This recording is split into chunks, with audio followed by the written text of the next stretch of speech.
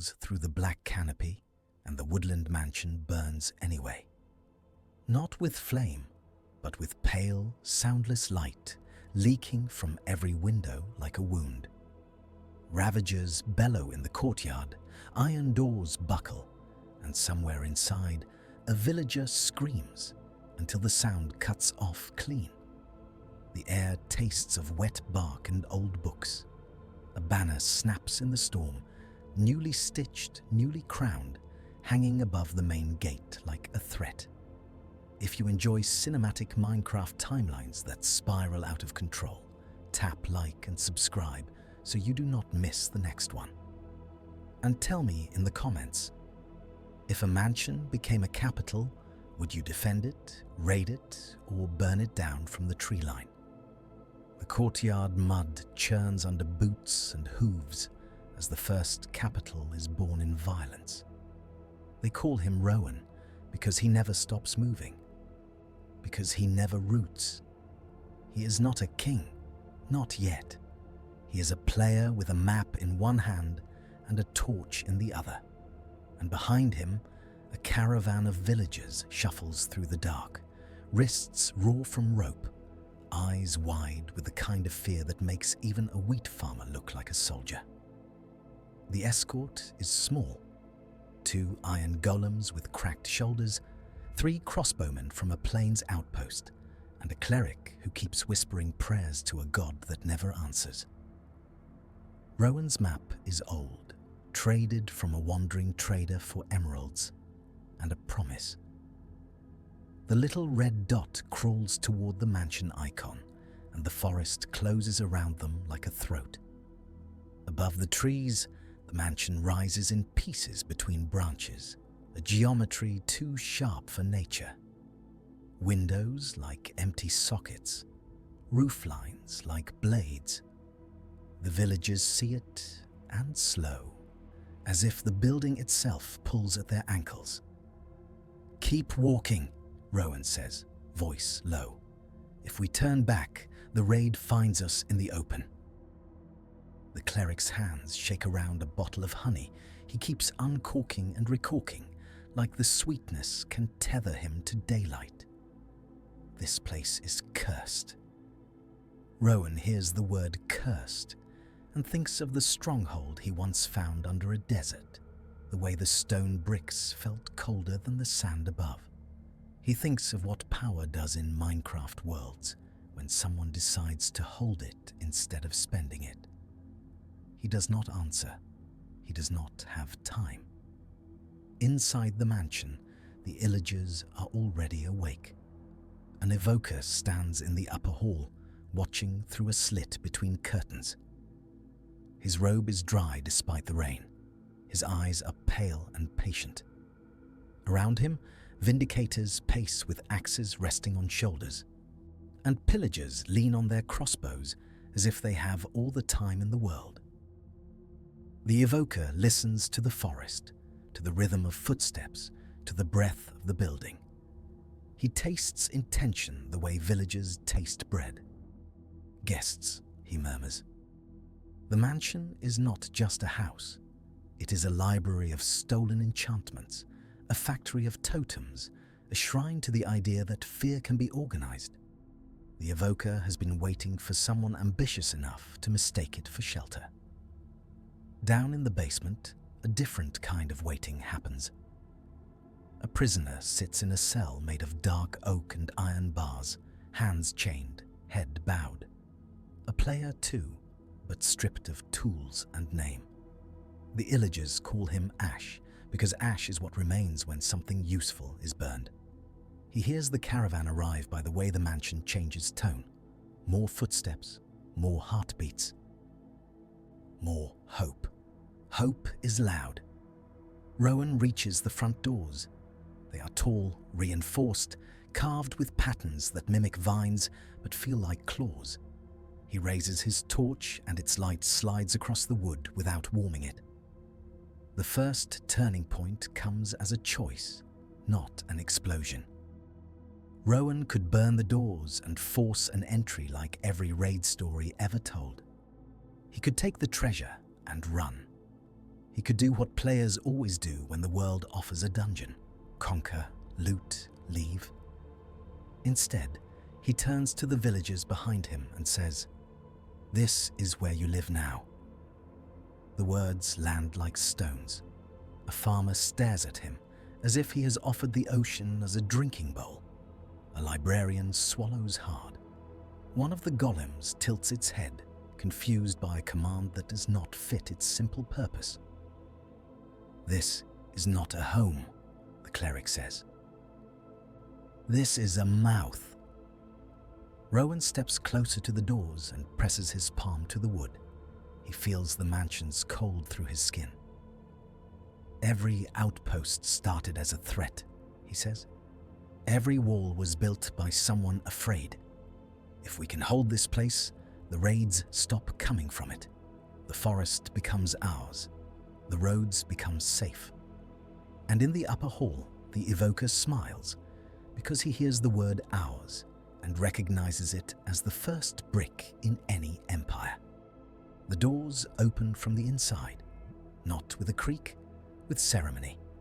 A Vindicator stands in the gap, axe held like a scepter. Behind him, pillagers line the hall in 2 neat rows, crossbows angled down, not aimed, not yet. The evoker steps forward last, hands folded, posture calm like a host welcoming late arrivals. Rowan's escort freezes. The villagers press together. Rain hisses on the threshold. "Traveler," the evoker says, voice soft enough to make it worse. "You bring a procession." Rowan lifts his chin. "I bring people who are tired of running." The evoker's gaze drifts over the villagers, lingers on the golems. "Then you and I share a taste for permanence." The second turning point arrives disguised as hospitality. The evoker offers a deal: shelter for labor, walls for obedience, a capital for a crown. Rowan feels the trap, but he also sees the alternative. The forest behind them is full of hostile eyes. The nearest plains village is days away. Night is already thickening, and the first distant horn of a patrol carries through the trees. Rowan hears the villagers breathing, hears their hunger, their exhaustion. He imagines them dying on a road because he refused to speak to a monster. "Give us the West Wing," Rowan says. "We keep to ourselves. No raids, no cages." The evoker's smile is thin. "No cages," he repeats as if tasting the word. "Agreed." In the basement, Ash lifts his head at the sound of voices, and for the first time in weeks, he hears a human tone not soaked in illager contempt. He presses his face to the bars, eyes stinging. Rowan steps over the threshold, and the mansion accepts him like a knife accepts a sheath. The first weeks are a fever dream of building inside a building. Villagers hang lanterns in hallways that swallow light. They lay carpets over stains they do not ask about. They plant beetroot in window boxes, stubborn green against dark oak. The librarian claims a room and begins copying enchantment books by hand, as if words can be purified through repetition. The cleric builds a tiny altar from mossy cobble and keeps his back to the mansion walls when he prays. Rowan moves through it all like a foreman and a guard. He posts watch rotations. He marks safe routes through the forest with torches and stripped logs. He sends the crossbowmen to scout, always in pairs, always home before dusk. And the evoker watches, allowing it because every nail the villagers hammer into the mansion is another thread tying them to it. Parallel to this, the world hears whispers. A wandering trader reaches a desert village and speaks of a mansion with lights in its windows that are not illager torches. He speaks of villagers walking its halls without chains. He speaks of a banner above the gate that is not the illager sigil, but a new emblem, a dark oak tree stitched in green thread over a field of white. The desert village's bell rings that night, not for a raid, but for a meeting. In the mesa, a band of players who call themselves the Redstone Syndicate listen in silence as their leader, Mira, lays out the rumor like a blueprint. Mira does not care about banners. She cares about infrastructure.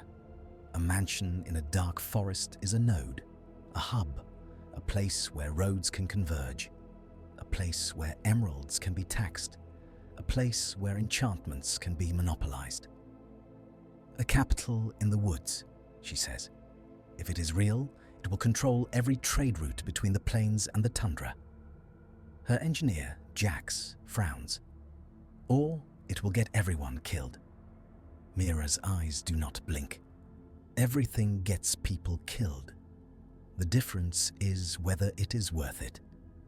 Far away, in a swamp where fog clings to lily pads, a witch stirs a cauldron and listens to the same rumor carried by bats and bad luck.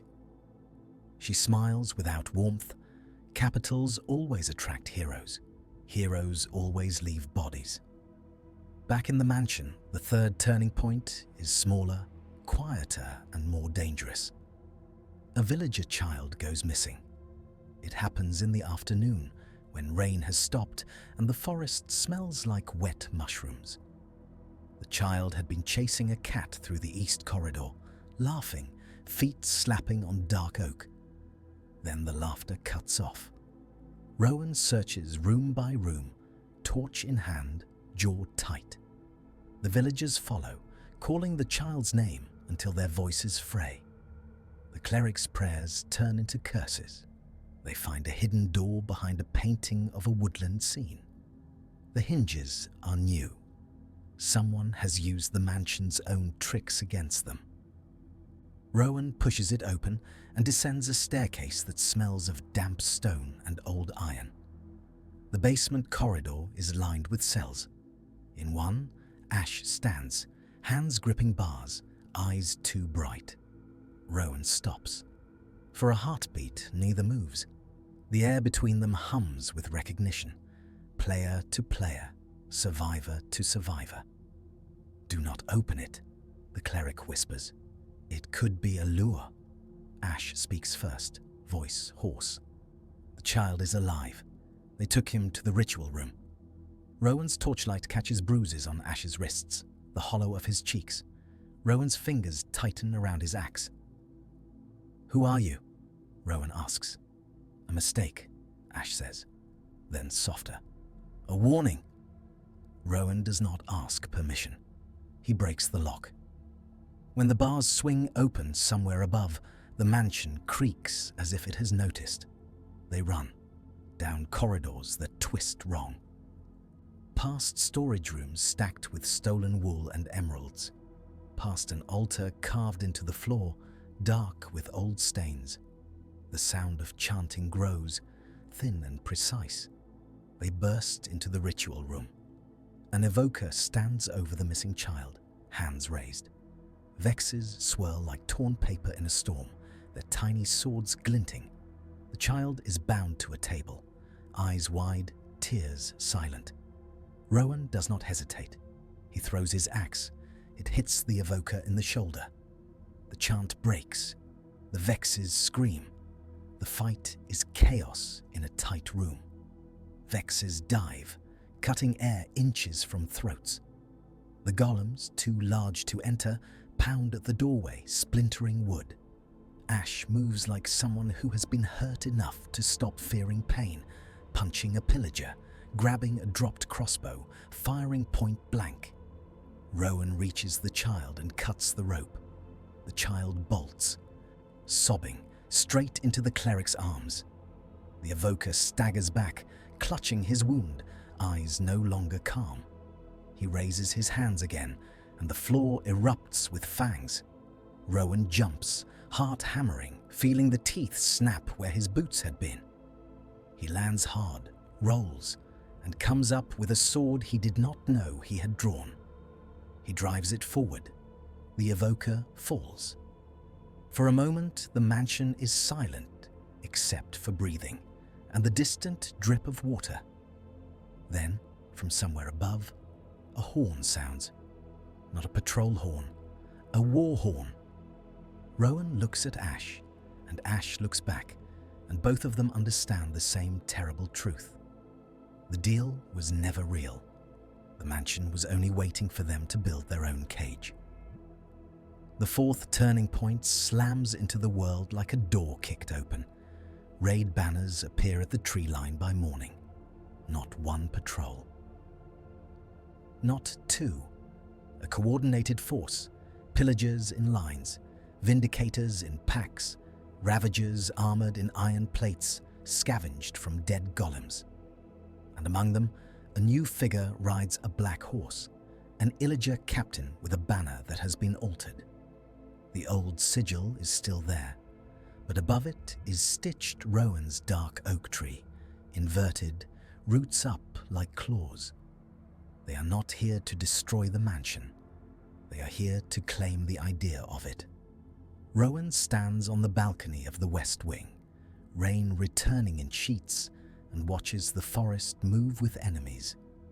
Villagers huddle behind barricades made of bookshelves and barrels. The golems stand at the main entrance, fists clenched, already dented from the basement fight. Mira arrives at the edge of the clearing with her syndicate, not to help, but to witness. She has brought observers with spyglasses, redstone components in chests, and a notebook full of contingencies. Jax, beside her, whispers, "If they fall, we leave." Mira does not answer. Her eyes are on Rowan, a distant figure framed by lightning, and she is measuring him like a resource. Inside the mansion, Ash moves through hallways he once crawled through in chains. He finds weapons caches the Illagers hid. He finds a room full of maps, each one marked with villages circled in red. He finds a ledger written in a careful hand, listing names of captured villagers and the output of their labor. He brings the ledger to Rowan. "This is why they want a capital," Ash says. "Not for safety, for supply." Rowan flips through the pages, jaw tightening with every line. He looks down at the villagers, at the child asleep against the cleric's shoulder, thumb in mouth. "They will not take them," Rowan says. Outside, the Illager captain raises a hand. The raid begins. Arrows streak through rain. The first Ravager hits the main doors like a battering ram, wood cracking. The golems meet it head on, iron fists slamming into its skull, sparks flying. Pillagers take positions in the trees, using leaves as cover, bolts thudding into walls. Rowan shouts orders, voice cutting through thunder. Crossbowmen return fire from windows. Villagers, shaking, pass stacks of arrows hand to hand. The librarian, usually timid, stands on a staircase and throws splash potions of weakness with grim precision. In the courtyard, one golem falls. It happens fast. A Ravager pins it against a wall, and a Vindicator drives an axe into the crack in its chest. The golem's eyes dim, and it collapses with a sound like a bell breaking. A villager screams, not because of the golem, but because the golem had been a promise that something strong would always stand between them and the night. Rowan feels the scream like a hook in his ribs. He jumps from the balcony into the courtyard below, landing hard, rolling through mud, coming up swinging. He fights like a man trying to kill a future. He takes arrows in his shield, cuts down a Vindicator, barely ducks a Ravager's horns. Ash fights beside him, back to back, and for a moment, the mansion's new heart beats in rhythm. 2 players, 1 purpose. Mira watches through her spyglass and makes her decision. "Deploy the line," she says. Redstone pistons hidden under grass slam upward, forming a sudden wall of stone that cuts off half the Illager force from the other. Dispensers click, firing clouds of arrows and splash potions. The syndicate steps from the trees like a machine unfolding, disciplined, ruthless. The illagers falter. The raid's rhythm breaks. Rowan looks up, rain in his eyes, and sees Mira on the ridge. She raises 2 fingers in a gesture that is not a salute, not quite. A transaction. The raid ends by dawn, not with victory, but with retreat. The illager captain pulls back into the forest, banner still raised, still inverted. As he disappears between trees, he turns his head once, and his eyes meet Rowan's across the clearing. It is not hatred, it is certainty. This is not finished. The valley after the battle is cold. Villagers bury the fallen golem in a pit lined with flowers stolen from the forest floor. The cleric speaks words that tremble.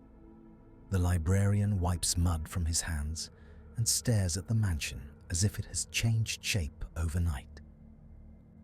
Rowan meets Mira in the main hall, where rainwater drips from shattered windows onto carpet. "You saved us," Rowan says. Mira's gaze flicks to the villagers, then to the high ceilings. "I protected an investment." Rowan's mouth tightens. "What do you want?" Mira walks, boots clicking, and runs her fingers along the dark oak banister. "A capital needs roads, taxes, order. You have a symbol. I have systems. We can build something that lasts." Ash stands in the shadow of a pillar, listening. He has learned that systems can be another kind of cage. "And if I say no?" Rowan asks. Mira smiles slightly. "Then someone else will say yes. The illagers already did." The 5th turning point arrives, not with a raid, but with paperwork. Over the next months, the mansion becomes a capital in truth. Roads cut through the forest, straight lines that ignore their old paths. Trees fall in rows, dark oak logs stacked like bones. Lantern posts march into the distance. A trading hall rises in the courtyard, stalls built from spruce and stone, guarded by syndicate sentries with redstone-triggered alarms. Villagers from plains and savannas arrive, drawn by safety, by rumors of enchantments, by the promise that the mansion's walls can hold back anything. They bring crops, livestock, gossip. They bring children who have never seen a Vex, and elders who remember when the forest was only a place to avoid. Mira installs a counting room in what used to be an illager library. Emeralds clink in chests, ledgers fill with numbers. The capital begins to breathe in a new way, the way a furnace breathes when it is fed. Rowan patrols the walls, uneasy. He watches villagers line up to pay tolls at the gate. He watches syndicate engineers lay redstone beneath the floors, pressure plates that can lock doors, pistons that can seal corridors. He watches the cleric argue with Mira about whether a prison wing is necessary. "It is for criminals," Mira says, calm. Ash hears her and flinches anyway. At night, Rowan stands on the roof and looks out over the cleared forest, the stumps like scars. He thinks of the evoker's smile, of the inverted banner in the trees. He thinks of the ledger Ash found, and how easy it is to become what one hates when survival demands efficiency. Deep underground, something else listens. In the caves beneath the mansion, where ancient stone meets deep slate, vibrations from construction travel like messages. A skulk sensor twitches. A shrieker pulses once, twice, as if testing the air. No one hears it over the sound of progress. The 6th turning point is the one the viewers have been waiting for since the hook, the question planted early like a seed. What happens when a capital grows loud enough to wake what the world buried? It begins with a blackout. One night, Every lantern in the mansion flickers and dies at once. Redstone lamps go dark. The counting room's mechanisms stop clicking. Even the glowstone in the trading hall seems to dim, as if the light itself is holding its breath. Villagers wake to silence so complete it feels pressed against their ears. Then comes the sound beneath the floor, a low, wet thrum, like a heartbeat in stone. Ash is the first to understand. He has seen ancient cities before, far from here, and he remembers the way the air tasted when Skulk was near. He runs to Rowan's room and pounds on the door. "Do not move," Ash hisses when Rowan opens it. "Do not shout. Do not ring the bell."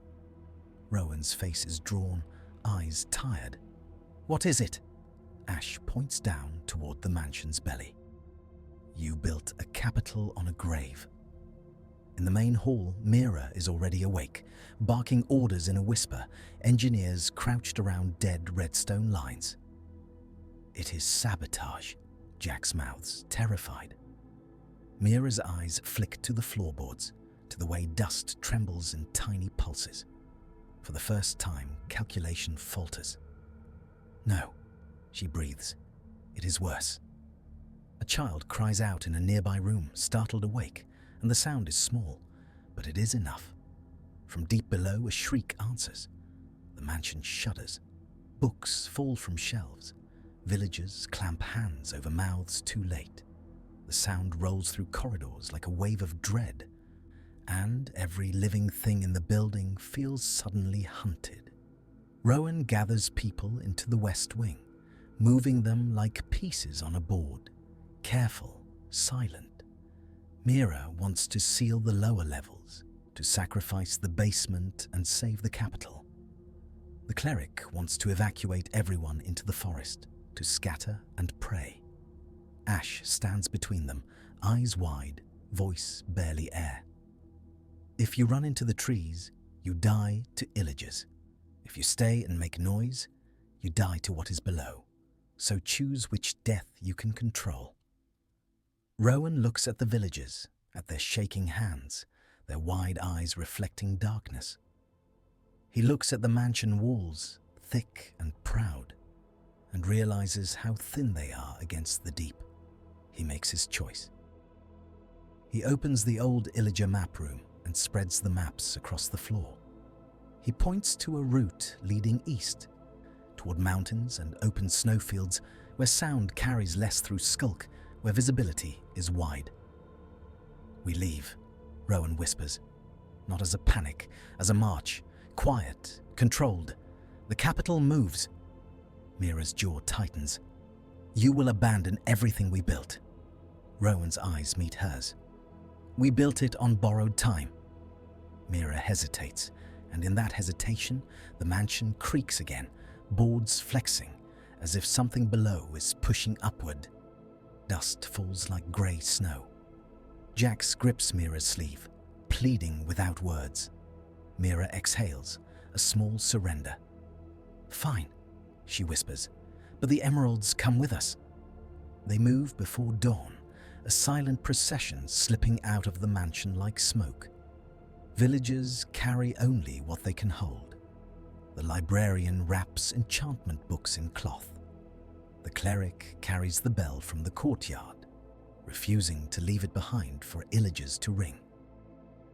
Syndicate engineers dismantle key redstone components with trembling hands, salvaging the heart of their systems. Rowan walks at the front, torch unlit, using moonlight and memory. Ash walks at the rear, listening for pursuit, for the soft click of a Skulk sensor, for the distant horn of an Illager captain. Behind them, the mansion stands dark, windows empty, banner still snapping in the wind.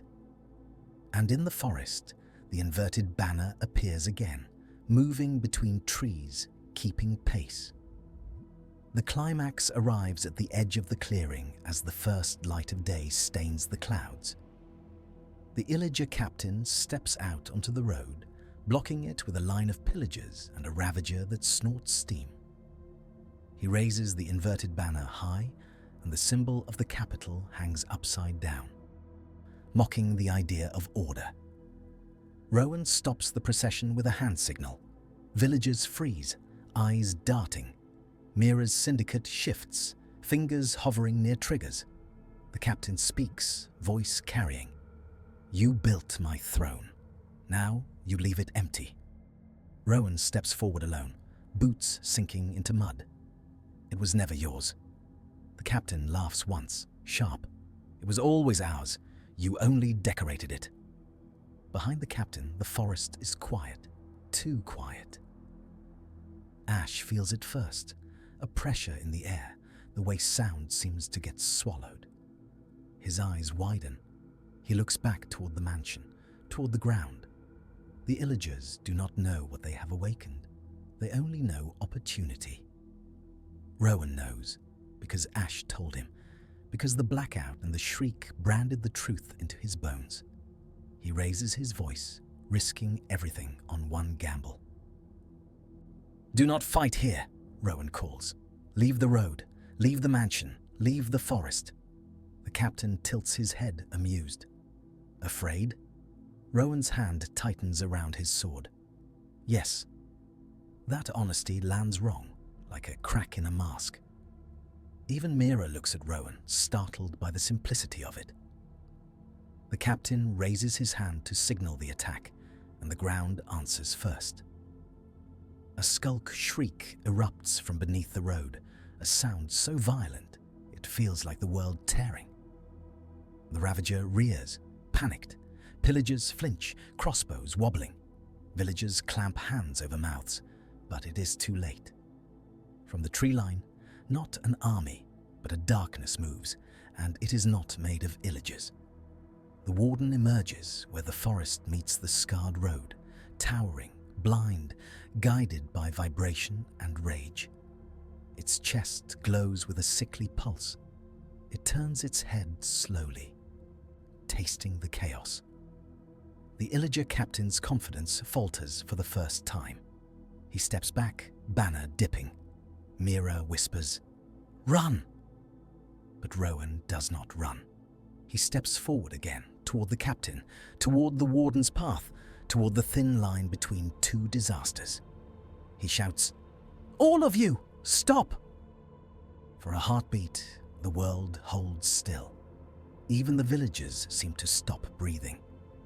Then a pillager, trembling, fires by accident. The bolt hits a stone near the warden's feet with a sharp click. The warden roars. It charges, and the battle becomes a stampede of consequences. Illagers scatter, screaming, their discipline dissolving. The Ravager bolts into the forest, crashing through saplings. The warden plows through pillagers like wheat, each impact a dull, final sound. The captain tries to rally them, swings his banner like a weapon. But the warden does not care about symbols. Rowan grabs the captain's arm and yanks him close, hissing in his ear, "Call them off." The captain's eyes are wide, and for the first time he looks young. It does not listen. He spits. Rowan shoves him away, and the captain stumbles, falling into mud. The inverted banner drops. Ash, at the rear, sees a villager child freeze in terror, standing directly in the warden's path. The child cannot move, cannot understand a monster that does not look at you and still finds you. Ash runs. He grabs the child and throws him toward the ditch, taking the impact of the fall himself. Pain flashes white, but he does not make a sound. He clamps his teeth down so hard his jaw aches. The warden's footsteps shake the road as it passes inches away, drawn to the chaos of Illagers dying. Mira's engineers trigger a redstone charge they had saved, not as a weapon, but as a distraction. A controlled explosion pops in the opposite direction, stones scattering with a sharp crack. The warden turns toward it, rage re-aimed. Rowan waves the procession forward in silence, eyes burning, forcing order through panic. Villagers move, stumbling, carrying their lives in bundles. Mira moves with them, face pale, emerald chest clutched like a child. The Illager captain crawls toward his fallen banner, fingers closing around the pole. He looks up and sees the capital leaving him behind. He screams something, a curse, a vow, but the warden hears only vibration. It turns, and the captain's scream cuts off as clean as the villagers did in the hook. By the time the sun fully rises, the road is empty except for churned mud, broken arrows, and the inverted banner lying face down, soaked. The aftermath is not peace, it is relocation. The procession reaches the snowy foothills by nightfall, where the air is thin and clean and the world feels wider. They build a new settlement fast, not pretty, but functional. Stone walls, compact homes, a trading hall with windows that face outward. The bell hangs in the center, silent, a reminder of what noise costs. Rowan stands at the edge of the new camp and looks back toward the dark forest, toward the place that was supposed to be permanent. Mira sets up her counting room again, but her hands shake when she stacks emeralds. Jax notices and says nothing. The cleric holds services under open sky now, no walls close enough to whisper. Ash sits alone on a boulder, wrapping his bruised ribs, staring at the horizon. The child he saved brings him a piece of bread and sets it beside him without a word, then runs back to the warmth of a fire. In the forest, the Woodland Mansion remains. Illagers creep back in time, drawn by habit, by hunger for structure. But the mansion is different now. Its lights do not return. Its corridors echo with a deeper silence. In the basement, Skulk creeps up the walls like mold, drinking the memory of footsteps. Wandering traders skirt the area, whispering new rumors. A capital that moved, a king who chose people over stone, a monster that guards an empty throne. Rowan becomes less a ruler and more a shepherd, leading a society that understands the cost of permanence. Mira becomes quieter, her systems adapted to mobility, her ambition tempered by the fact that some forces cannot be taxed or engineered. The villagers grow harder, not cruel, but awake. And far behind, in that mansion of dark oak and old evil, the wind still catches the abandoned banner rope and tugs it gently, as if something inside is trying to raise the flag again.